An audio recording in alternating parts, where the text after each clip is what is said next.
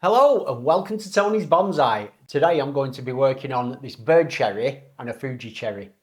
I'm going to start with this plant. I'm fairly sure it's not a Kojo no Mai, but it's something fairly similar. It doesn't need too much doing. It's grown nice and healthily this spring, but this is a good time of year for taking a look at the structure. All the Kojo no Mais that I showed you on a video a few weeks ago are now in the ground. They're growing really well and they're going to do great. And I suspect the same thing will happen to this. This will probably go in the ground next spring. But before I do that, I would like to sort out some of this structure. Now, the reason I bought this tree is because I do like the flow of that trunk there. I think it comes up really nicely. All of these branches lower down are fairly thin. We've got a nice, very low branch here. This will work really nicely as a sacrificial branch to thicken the base of the trunk. And the only real problem is at this junction here. I have spent a little bit of time weighing this up before I started the video, but it's really quite an easy decision. We've got this branch here that just flows really nicely from the trunk. And these other two, they just don't work so well. And I can't keep them, so these two have to be removed.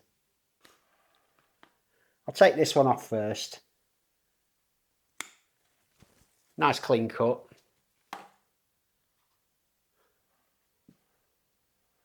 Oh no. What an idiot.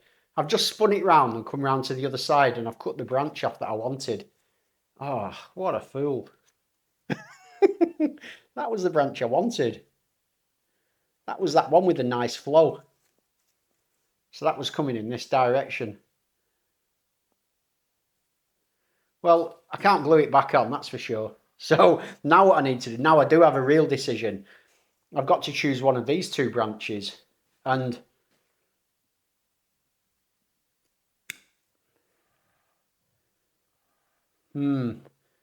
this top one just goes quite straight up. So I can take this one off. And now I'm left with the nice lines coming up here and across and into this new leader. Oh, that's great. The only problem with removing two branches close together like that is you quite often get a fairly big lump left. And so I'm going to go in and try to reduce that lump down. They heal over very well, cherries. So once this starts healing over, hopefully this will all begin to flow and you won't really be able to see that in a few years, especially with it going in the ground. That'll really help. And I always like to add a nice generous dollop of cut paste to help it heal. I've just cut off a few of those dead twigs that were sticking out everywhere, and it just allows us to see the new line of this tree. I think there's some good potential for this down the line. So yeah, really happy.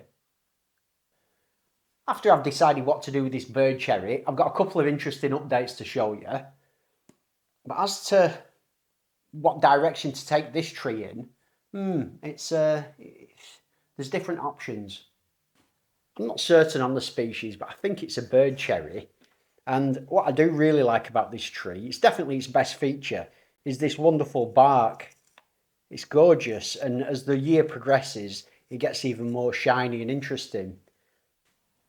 I did a major trunk chop on this tree about a year ago, and after I'd cut it up here, lots of new sprouts budded, and all these branches are all 12 months old. So they're quite thick. It did really well, but looking back on it now, I'm not sure I cut it in the right place. Or, no, that's not true. I did cut it in the right place at the time because I had some movement up at the top of the tree here, and I tried to include that movement within the composition, so I cut above the interest. However, now that these branches have grown, I can select possibly one of these as the new apex. It feels to me like I've got two options with this tree.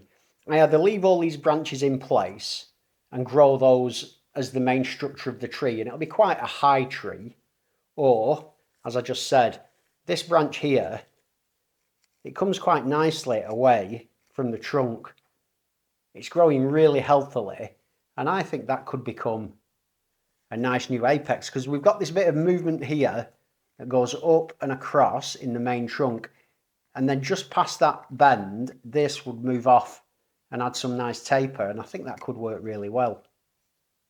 So I've made up my mind, and I do like this idea of letting this branch grow and become the new leader. So I'll do a trunk chop there just above it.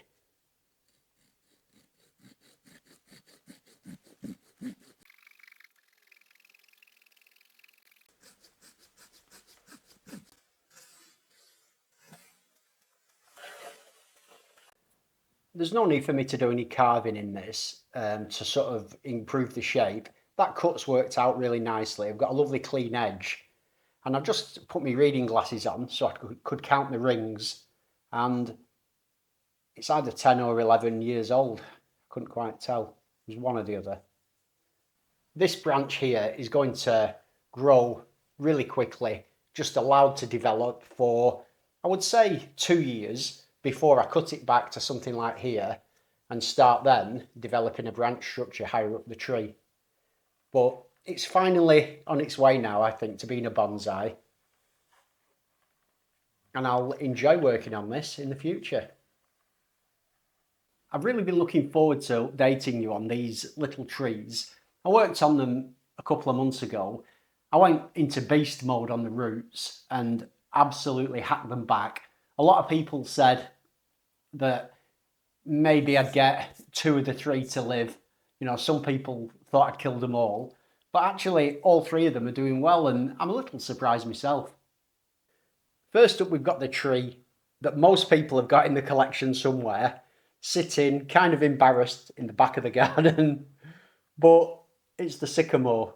They grow so readily, certainly here in the north of England anyway. I mean, they're like the ultimate weeds. This one, I really hacked the roots back and everything. It's got quite a nice nabari, and yeah, it's growing nice and healthily.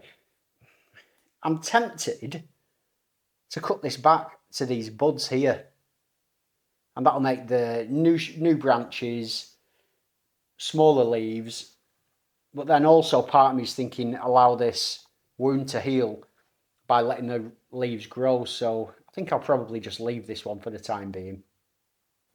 Not far behind the sycamore in the bonsai shame stakes is the ash, but I actually quite like ash. Even though they've got these long sort of leaves that have multiple smaller leaves off, I think they look kind of good. I don't get it. And I can imagine an ash tree sort of 3 times this size. I think it'd look quite good in leaf, and I'm going to continue with a few of my ash and give them some serious attention because I think they might be worth it. And the third tree that I repotted in that same video is this field maple. This is a much nicer tree for bonsai. It's pretty much regarded as, you know, decent material, and I far prefer it. But, you know, not to say the others are a waste of time, but I think this could go on to be quite a nice shohin tree. And I just couldn't resist but show you this hawthorn. This elicited some quite strong responses. This is the one that I did multiple trunk chops and twisted and bent the trunk, and it's doing great. Look at it. It's come to life, and it's going to be really interesting to see what this trunk looks like, because I'm pretty sure now it's going to grow and be healthy. For anyone who didn't see that video, you can see the cracks here that have almost kind of worked their way up the trunk a little bit, but as I said, it's all held together. I'm sure this is going to, over time, fuse together. I think that'll be at least a couple of years before I even think about removing these guy wires. But when I do, it's going to be really exciting. As always, thanks for joining me. Have a great day, and I'll see you soon.